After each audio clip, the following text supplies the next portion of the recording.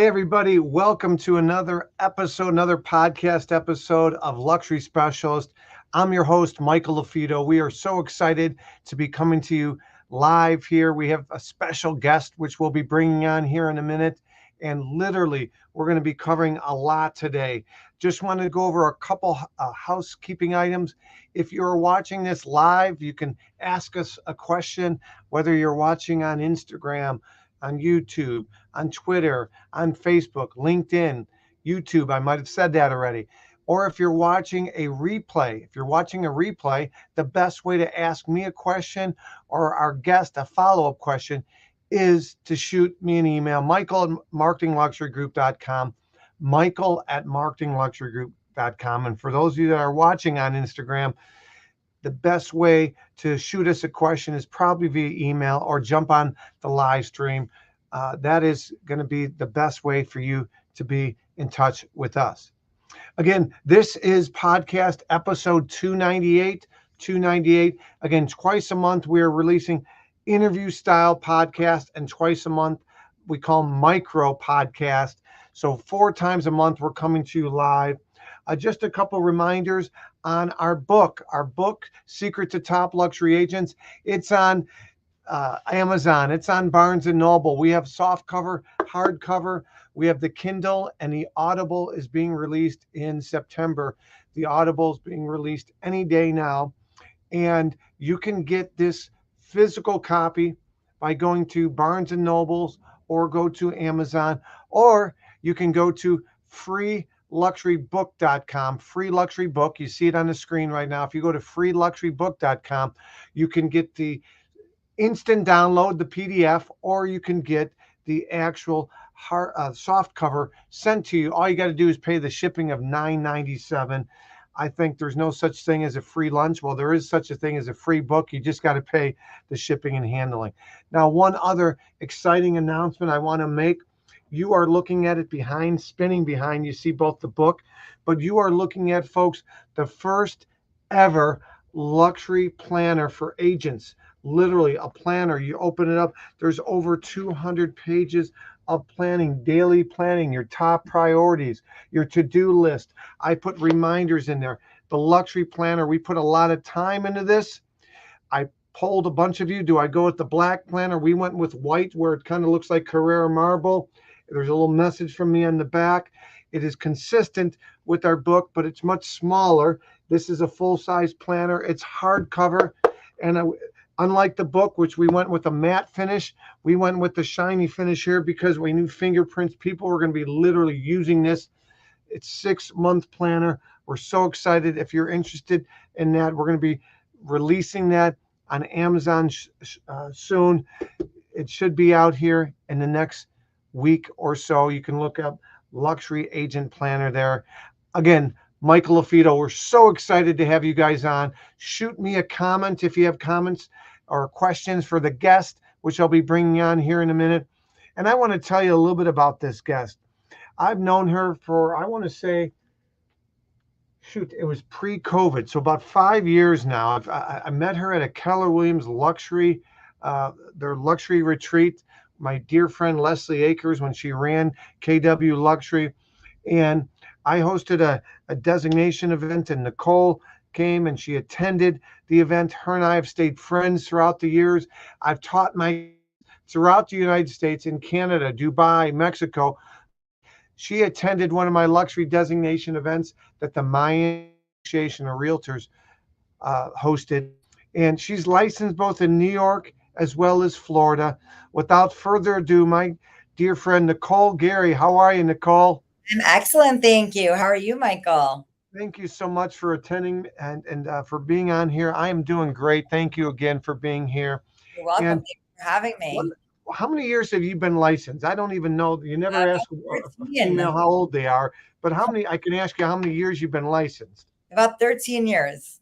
13 years now, and you're crushing it. You really are doing things both in Florida and New York, but you really started in New York, and now you're in both states, which naturally a lot of wealth in New York has moved down to Florida because of COVID and high taxes and everything else. Tell everybody about, in the 13 years, a little bit about your progression. Did you start out in luxury or did you progress like so many people do? Great question. So, I came from a luxury world prior to real estate. So, I sold high end custom window treatments. It was my father's business. So, all of my clientele were the top 1% in Manhattan. And I worked in the decoration and design building. That's where our showroom was. So, I got to see the most exquisite luxury real estate in Manhattan and learn it by selling window treatments. So, I built a luxury clientele. And when I decided to leave my family business and go into real estate, against my dad's will, but now he's happy for me. I really just started calling my clientele. I started calling my clients who I sold window treatments to. And I had a $6.5 million listing on my first year in real estate. So Wow. I always thought big. I didn't think that at the same time, though, I was doing rentals to survive back then, as the sales process in New York is a lot longer than it is anywhere else in the US or abroad. So I was doing the rentals, calling through my database, but really focused on the luxury buildings and the luxury clientele because I already had those connections. And I learned very early on from a mentor of mine that all I needed was the confidence to believe that I can sell luxury listings. And I learned that I knew about the finishes, I knew about their home automation systems, I knew exactly their lifestyle and how they lived. So why not start in luxury? That's amazing. Think big. The first big nugget that Nicole shared. Think big. You know, it's amazing how many people don't think big, right? They settle in life, whether it be in relationships, whether it be whatever they do for a living. Whether we have people watching this that have nothing to do with real estate, but people don't think big enough. You're absolutely right. And I love that you had a little background in high-end clientele, in this case, window treatments, but not everybody has that that luxury, so to speak. So my next question to you would be, uh, what was the toughest part of getting into luxury real estate, into luxury real estate market for you? Again, you had clientele in another industry, but tell me about luxury real estate. What was the biggest obstacle you had? Great question. So I think in the beginning, the biggest obstacle was I had the fear of there's other agents who have been selling luxury real estate for so long. New York City is cutthroat. Manhattan is cutthroat when it comes to real estate. So I think the toughest part of getting into it was overcoming my fear that the other agents who have been in the business for longer than I have or have sold for longer than I have are going to, be better than I was. So once I got over that fear and realized that it was really about who I was and the relationships that I built, getting into the luxury real estate market wasn't that hard. I always believe in educating yourself on everything that's in a luxury home. So if you walk in and you have a competition or competitor, let's say another agent who has been in the business for 15, 20 years selling luxury real estate, but you know and appreciate what's in your client's home, if you know their art, if you have something in common with them, if you understand what their home automation system is, if you show that you care and you genuinely do, and you understand everything about their lives and you're able to speak their language, then you're able to overcome that fear. And it didn't take me very long to realize that I was actually a lot better than some of the other agents who had been in the business for a long time. It was just a matter of building my reputation. So I think the toughest part is actually understanding and not being scared of a number. Not being scared of a number. That is a great point. Not being scared of a number is a great point. Now, the next question I have for you, and before you answer it, I just want to share something on my screen. Guys, some of you have reached out privately about our Facebook group, and you had asked, where can you find it? So I want to share something with you real quick. So we just rebranded our Facebook page. And so it's Top Luxury Agents. If you go on Facebook and you go to Top Luxury Agents, it's an absolutely free group. You guys can ask questions, but literally, we're putting content out there. A lot of it is psychologically, right? You have the mindset is the biggest thing, right? Would you say the mind and your mindset or limiting beliefs or thinking big in a positive way has helped you get to where you are today, Nicole? Absolutely. I think mindset is everything. When you wake up every single day and you believe in yourself and you believe that you can sell luxury real estate and you're going to service your clients well, you get those luxury listings. I always say to my team, if you wake up and you talk in the mirror and you do positive affirmations and say, I am going to get this listing today, or I am going to sell this luxury apartment, you'll get it. So I think mindset is everything in this business, and believing in yourself is number one. So you have to Yeah. believe in yourself before others believe in you. And when you do believe in yourself and you have that positive mindset and that go-getter mindset, you're going to really surpass everyone else in your business. I think mindset is huge. I'm a big believer in positive mindset and believing that you can achieve anything. And if you believe it, you will. Yeah, I'm glad that you said that. Mindset is huge as well. I literally just taught 4 classes at my alma mater high school yesterday. They have a class called Incubator. It's for junior and seniors. That it's kind of an entrepreneur type class. And I literally told them, guys, I'm going to teach you the most important lesson here in the next 2 minutes that you'll ever hear in high school. And I talked about mindset, how you got to be able to reset. What you focus on expands, who you surround yourself with. But this is the most important thing, no matter what your background is, how much money mom and dad made or didn't make, what kind of skeletons in the closet that you come from. Literally, you have 2 choices. You can be a victim, or you can say, you know what? I'm going to hit that reset button and go tackle life. So I'm glad that you believe that as well. And I figured you would. And by the way, have we rehearsed anything? Have we prepped anything? Am I asking you questions that you are prepped for? I like, this isn't like a presidential debate where, one candidate gets the questions ahead of time. I am literally giving this to you in real time. Is that correct? Absolutely. Real time questions. And something else I'd love to add about mindset is I love that I always say you wake up every day and you have a choice.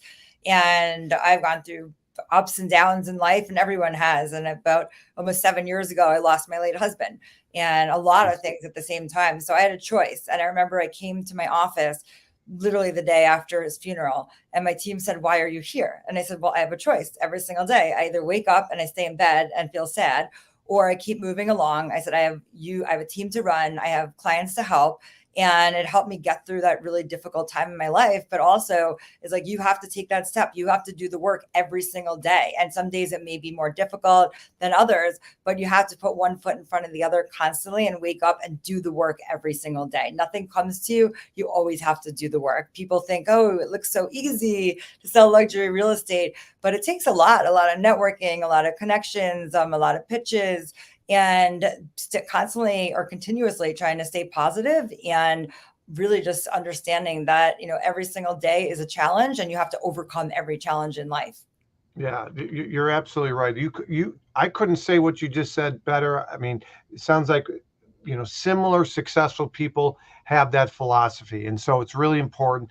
That's one of the reasons we came out with the planner that we did as well, is because you can have the best philosophy in the world and be motivated, but you got to have a plan, right? There's a lot of people without a plan running down the hallway the wrong way, and all that's going to get them away is further away from their target, right? So you do have to be organized as well, which brings me to my question that you see on the screen here. I want to ask you about it.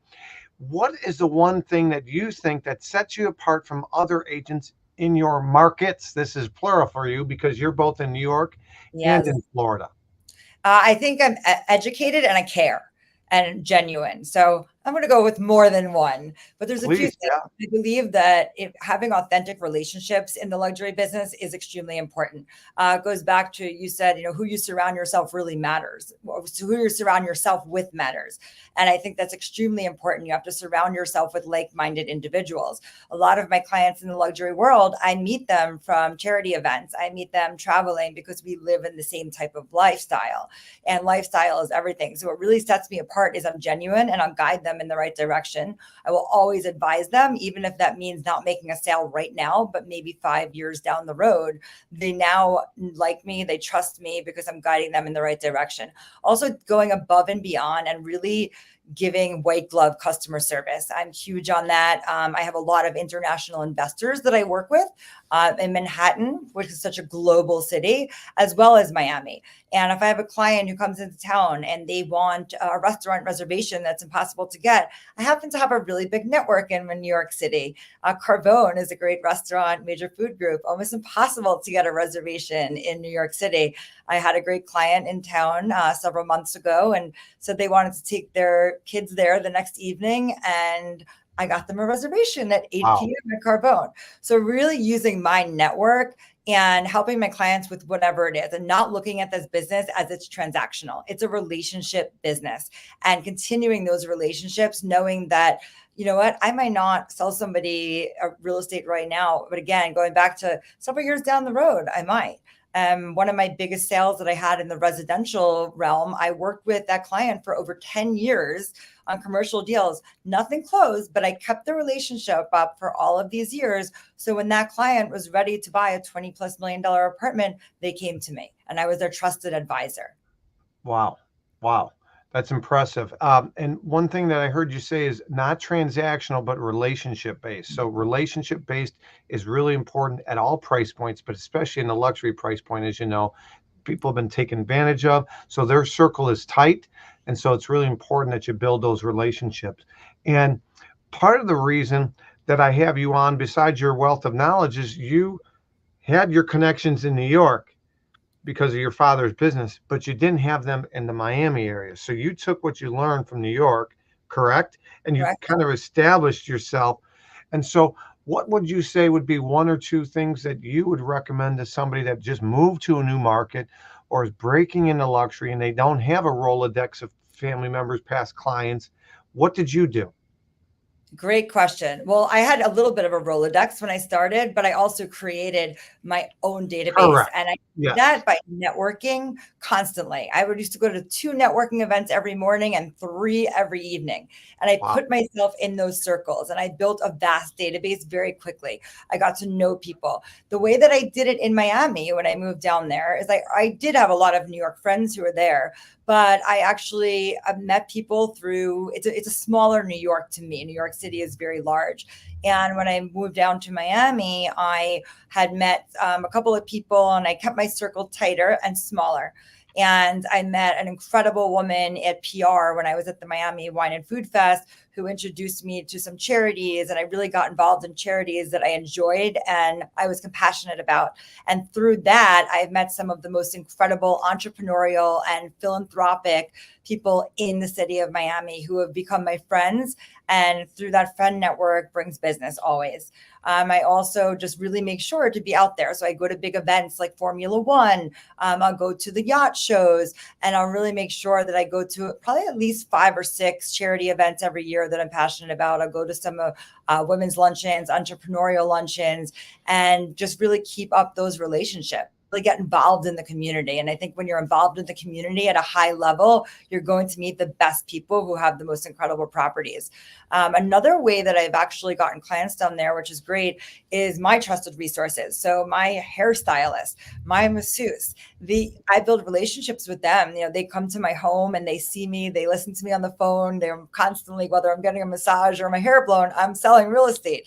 And that actually is a great referral network because they work for a lot of high-end clientele and high net worth clientele who trust them as well. So when it comes to somebody saying they want to sell a piece of real estate or they want to buy, they're the first ones to know, those trusted advisors who are also my trusted advisors. So keeping those relationships and, you know, thinking big, but on a level of, okay, this is, again, comes back to we're in a relationship business, and who we have relationships with and who they have relationships with matters. Yeah, that's your network, right? Your network. Yesterday, when I taught that high school class, somebody said, "Do you think being smarter and more educated is more important, or do you think your connections is more important?"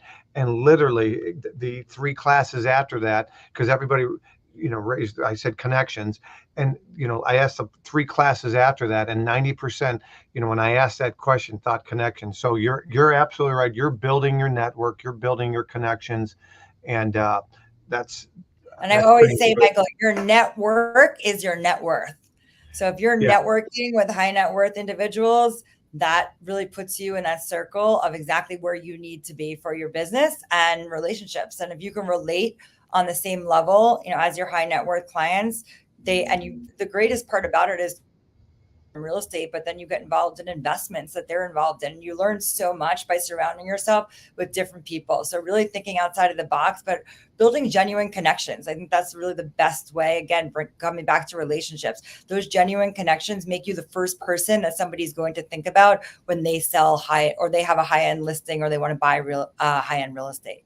No, it's a great point. Yeah, because I say same thing. I say your network equals your net worth. And Zig Ziglar once you hang out with 9 dead broke people, you're bound to be the 10th, right? So who you surround yourself with is really important. All right, my next question.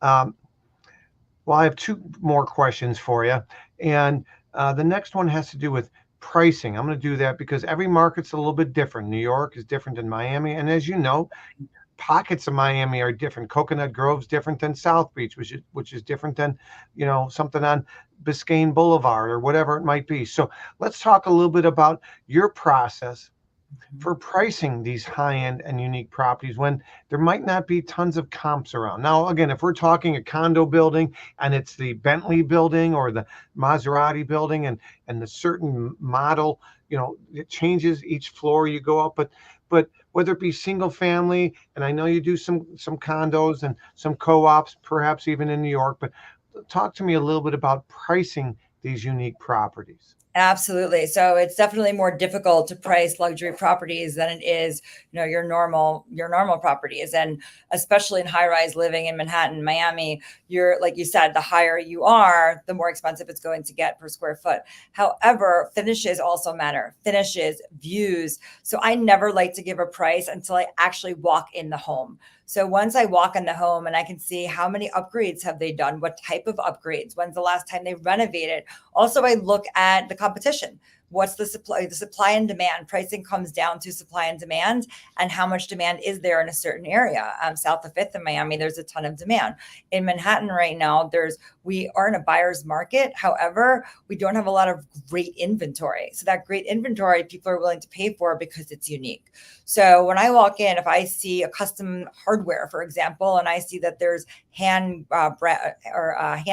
brass or bronze or gold doorknobs, that's going to put a premium on that property. If there is a Crestron or a Lutron home automation system, that's going to put a premium on that property as well. So I really look at the finishes and what they put into it. If there's really high-end Bertazzoni or Italian appliances or Gaggenau, that's going to be worth more per square foot, and that's going to put a premium again. Views are huge. In New York, if you have a Central Park view, you're in a very high floor, or you have a water view in Miami, or you have a home on the water, that also makes a difference in pricing. So not only do I look at, where were the last couple of units sold, but I also look at how many are sitting on the market, how long have they been sitting on the market, and is there demand? So if I see that there is a lot of units in one building that are sitting on the market at $5,000 a square foot, and they're not selling, but something just sold for $4,000 a foot, well, we're probably going to be more in line to sell around that $4,000 a square foot number than that $5,000 a square foot number, because it's unrealistic, which is why it's sitting on the market.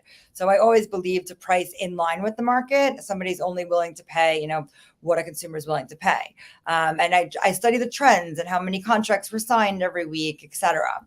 So those are all great ways to price. And I always actually like to go in a listing presentation with a number in my head based on finishes. So I'll have a range, and I'll always ask my client, did they have a number in their head? And if we're way too far apart, to me, they're an unrealistic seller, but I'll come armed with the data so that I ensure that we price right to get it sold.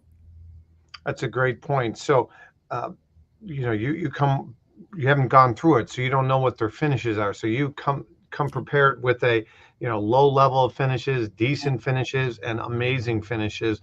You Exactly. kind of come prepared, and you adapt your pricing suggestion based on once you tour the property. And is that correct?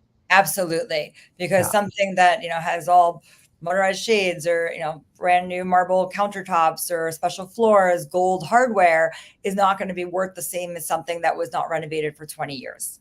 Yeah. Great point. Yeah, people You- don't want to do renovations right now. So things that are turnkey and completely renovated and new, people are willing to pay more for than they are something that they then have to renovate. Renovations in New York take a lot of time. So people are Yeah. certainly willing to pay a lot more for something that's turnkey. Yeah, great point. All right, we're going to break things up here a little bit. This is what I call my speed question portion, but so don't be intimidated by this. Okay, this is off the No cuff. intimidation First, here. first answers off the cuff. You're going to you're going to like some of these questions. So, uh, Sure. number one Bring them on. is when you get a call from a seller, they want to interview agents, and they tell you agents plural. Do you like going first, second, last? Doesn't matter. Save the best for last. You like going last. Perfect. Uh, car. Do you remember the first car that you had on that $6 million big appointment you had in New York? That was a big one in your first year. What kind of car did you drive? Now, New York, you might say, I didn't. You You don't don't drive. drive. It's called Uber or a driver. All right, so you don't drive. That's Okay, what tell me you about look like there. Florida, though. What do you do in Florida? Florida, you got to drive. Florida, sometimes I drive. I have a Range Rover in Florida, or sometimes I'll have a driver to take around buyers for the day. So All right. Because we do these in-person luxury designation trainings across the country, and we have a lot of times we have panelists where we have 6 to 8 top luxury local agents. I moderate, and we do these speed questions. And again, most aren't inner city, downtown Manhattan or right. or even Chicago, Miami agents. And so we ask them about the first car they drove So on their funny. first luxury listing appointment. And So I've not got relevant in New minivans, York. We're so different BMWs, we got as everything. And that's uh, funny. I do that to try to prove the point that you don't have to have the Bentley to sell luxury. All right, so tell me on the next question I have is, and you kind of answered on pricing, but what do you do when a seller wants you to come back multiple times to meet? There might not be realistic on price. You think 6 to 8 million, they think 12 to 14 million. How do you handle that situation when you have an unrealistic seller? You'd like to work with them. It's a cool property. You'd like to add it to your portfolio, but man, you don't have the data to support their price. So I will set realistic expectations and I will find out what their motivation is. And to me, if they want to set a number that's just astronomical, they're not realistic and they're not a real seller. So I would usually rather them go and work with somebody else for 6 months, let the listing expire, and then come in as the second broker and get it sold. That's a good point. Yeah, there's an old adage in real estate: firstborn, second wife, third agent. So sometimes a second Exactly. agent, right? So uh, that's good. All right, now my next question for you is, this isn't necessarily a speed question, but it's going to be a fun question. So this is going to be, tell us about your most memorable, it's on the screen, luxury transaction and why. And was it on the buy side or the list side? So just off the cuff, not prepared. What's something that just sticks out as far as, it has to be this one? Absolutely. So I would say it was a spectacular apartment on Billionaires Row at 157. It was quite large, close to 4,000 square feet, with some of the most spectacular views of not only Central Park, but also the entire city skyline. So you looked south, north. It was very, very, very special. I had probably shown my client almost 40 apartments throughout Manhattan before I found this. And it was almost double the price that they wanted, or the number that they wanted to spend. But I'd shown them everything really that was out there. It was during COVID. So I was running around a city that was literally dead. There wasn't a human in the city. I would walk out on Billionaires Row at 5 o'clock p.m. on a Wednesday, and there wasn't a car or a single soul in sight. So it was a little scary running around the city, which is why it's so memorable to me, because I Wow. wanted to make sure that I found the perfect home for this client. And I did, and it was a sponsored unit. And I remember making sure everything was fixed and perfect before we closed on it. And of course, I walk in my business suit because I always believe if you're selling luxury real estate, you have to dress the part. And I remember going under the counter to make sure things were fixed. And my client's attorney had said, "God," because no one else would ever do that, especially in heels and a business suit like that. So it was really memorable to me because this also was a relationship that I did nurture for over a decade prior to selling this property. And it was also just a really special building that was on a vision board of mine. When I first started in real estate, I had a cubicle, and 157 was pasted on my cubicle. So that was my vision board. And at Wow. the time, there were renderings of this building, and there was a very classy, elegant looking woman in a business suit looking in this bathroom mirror with Central Park behind her. And I realized that I manifested that. And the exact apartment I sold was actually the one that used to be on my vision board. And I realized Oh, wow. I'm the lady who's actually in the mirror right now, who's the classy, elegant looking woman in heels. So it's a very Oh, special moment wow. for me. That's It is amazing. I my love vision that. board coming alive. Oh, I love that. I'm a big believer in goal setting, having visuals, having vision boards or visual boards. And I've never heard that story, Nicole. And that is Well, thanks for amazing. listening. It's one thing to sell in that building. That would have been cool in itself. But to sell that unit, Yeah. literally, did you ever take a selfie with you looking in the mirror? Of course I did. Yeah. Oh, good for you. That's Yeah, great. it was really great because it was such a reflective moment of anything that you believe in can happen. And I mean, this literally goes from me making cold calls when I was, a brand new agent to this is my vision board. And one day this is going to happen. This was a building that wasn't even built yet. And here I was years later, having sold the unit that I used to look at every single day while I was dialing. So it was Wow. a really special defining moment in my career. Yeah, that's great. I love that story. That's amazing, actually. That's an inspiring story too. That's part of my prove them wrong. Sometimes proving them wrong is proving, in this case, not you wrong because you believe, but sometimes our biggest obstacle is in between our own ears, right? Absolutely. So All having in those our head. visual boards, speaking it, seeing it into existence is really important. I was coaching up a young agent in Tennessee today, and he's going on a big appointment for him. It was a canceled and expired listing, and literally coaching him up. And I had to work on the mindset, which is huge. Now, of Mindset is course, so important in our business. It really is. And it keeps us going every day. it really does. Yeah. And of course, you're a member of this elite group called Realm, and you and I were at the Realm event in California, most recently in May, and networking with other top luxury agents, sharing best practices, what's working, not only just what's working in real estate, but what's working, what does the high net worth, the luxury client look for, whether it be dining, whether it be clothing, whether it be going on private yachts or just getting into the mindset, being a sponge and learning as much as you can. That's what I admire about you is you've had a successful business, but I believe success is a journey. It's not a destination. And I know you do as Absolutely. well because you continue to invest in yourself. So uh, like you were already a rock star luxury agent and you invested in our Lux designation at the Miami Association of Realtors, and you had appointments, you had clients, and you couldn't even stay for the full time, but you're like, you know what? I want to go down there and support Michael, but also I want to learn and figure out if there's one or two things that I can take back to my market in New York or even here in Miami. Then it puts you ahead of the competition. I call that the principle of slight edge. Do you believe in the principle of slight edge, Nicole? Certainly believe in the principle of slight edge. I believe in constantly educating yourself, educating your clients. And the more you know, the more you grow. That's my motto. So I believe that I love surrounding myself with people who are smarter than me, that know more than me. And I always believe you can learn more and you can be more educated on any subject. That's awesome. Yeah. Well, Nicole Gary, Keller Williams, what's the best way for somebody to be in touch with you if they have a referral, they want to follow up? How can they get in touch with you? So great question. So either Instagram, I'm at Nicole Gary NYC, or my email is Nicole at the NicoleGaryTeam.com. So those are the two best ways, my email or my Instagram. Send me a DM. Awesome. Hey, listen, thank you so much for your time. I look forward to seeing you at a conference Welcome. coming up soon. Me Keep, too. Thank you so much for having me. This was so yeah, much fun, Michael. Let's do it yeah, again. let's do it again. Keep raising the bar, and I'll get you some of these replay assets later. Again, if you guys have a I question, appreciate it. Nicole at NicoleGaryTeam.com. At Is that right? the At NicoleGaryTeam.com.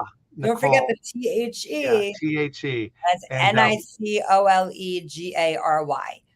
and on Instagram one more time. At Nicole, NiCole, Gary, GaryNYC, New York City. So it's Awesome. at Nicole Gary NYC. Thank you so much. You were awesome. You're Great guest welcome. today. Thank you again. This was Thank fun. you. You're You're welcome. welcome. Bye, Michael. Goodbye. Nicole is amazing. I'm fortunate enough to have known her for some time, And just a couple of housekeeping items. Again, think big, like Nicole talked about. Think big. This is episode 298 of the Luxury Specials podcast. Just a couple reminders again. If you want some swag, we just redid our Lux swag store. It's totally redone. I typed it in the comments section.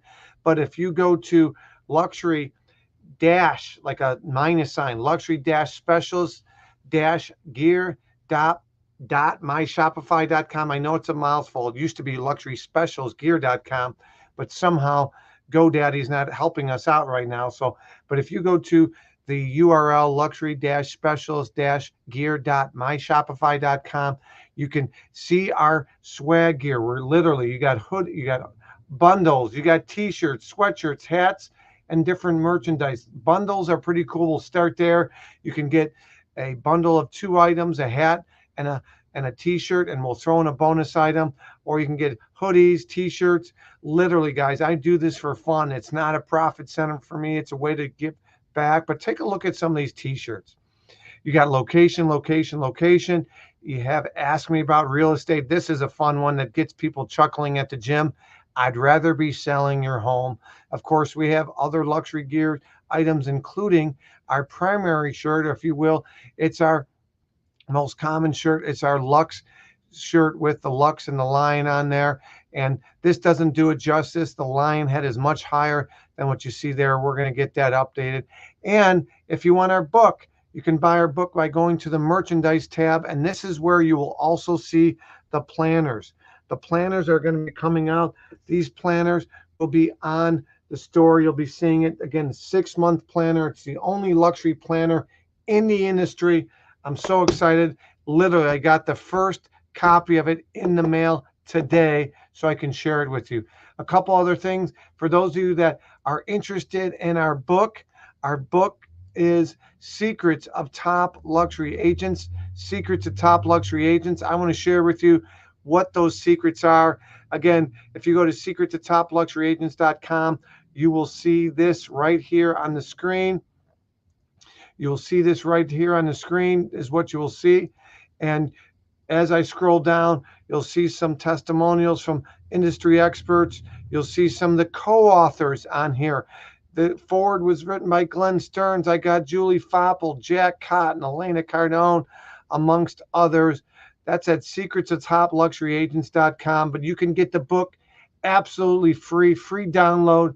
Just go to freeluxurybook.com, freeluxurybook.com. Again, you can get the download book for free, or you can get my book for $9.97. The book's free. You just pay the shipping and handling. Believe me, I actually lose money on that, but I want to help raise the bar for the industry. Again, my name is Michael LaFido. You guys are absolutely an awesome audience. You're listening to another episode of Luxury Specialist. I'm your host, Michael LaFido. Until next time, keep raising the bar, and we'll talk to you soon. Take care, everybody.